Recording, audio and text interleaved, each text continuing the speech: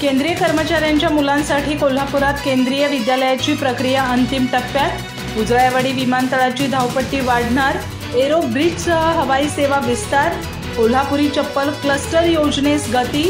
वनहद्दीतून जाणाऱ्या रस्त्यांचा प्रश्नही मार्गी।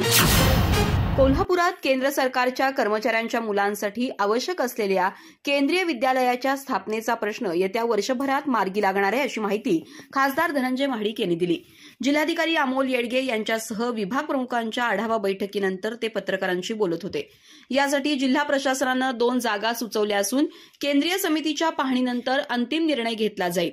सध्या पुणे आणि बेळगाव नंतर कोल्हापूर हे तिसरं केंद्र असेल जिथं केंद्रीय विद्यालय सुरू होणार आहे।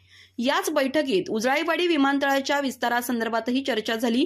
येत्या काळात विमानतळाची धावपट्टी 2300 मीटरवरून 3000 मीटरपर्यंत वाढवण्यात येणार असून टर्मिनल इमारतीत एरो ब्रिजची सुविधा उपलब्ध केली जाणार आहे। 15 मे पासून हैदराबाद आणि बेंगळुरू मार्गावर हवाई सेवा सुरू होत असून वर्षाअखेरीस आणखी काही शहरांशी कोल्हापूर हवाई मार्गे जोडलं जाणार आहे।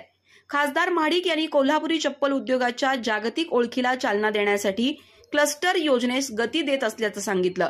केंद्र सरकारनं 100 कोटींच्या चर्मउद्योग मेगा क्लस्टर योजनेतून कोल्हापुरी चप्पल क्लस्टरचा समावेश केला असून त्यासाठी प्रयत्न सुरू आहेत। दुर्गम डोंगरी भागातील 6 रस्ते वन विभागाच्या हद्दीतून जात असून हे रस्ते नागरिकांच्या वापरासाठी खुले होण्यासाठी सार्वजनिक बांधकाम विभाग, वन विभाग आणि जिल्हा प्रशासन यांच्यात बैठक घेऊन निर्णय घेतला जाणार आहे। या आढावा बैठकीत जिल्हाधिकारी अमोल येडगे यांना राज्यातील उत्कृष्ट कामगिरीसाठी खासदार महाडिक यांनी पुष्पगुच्छ देऊन सन्मानित केलं।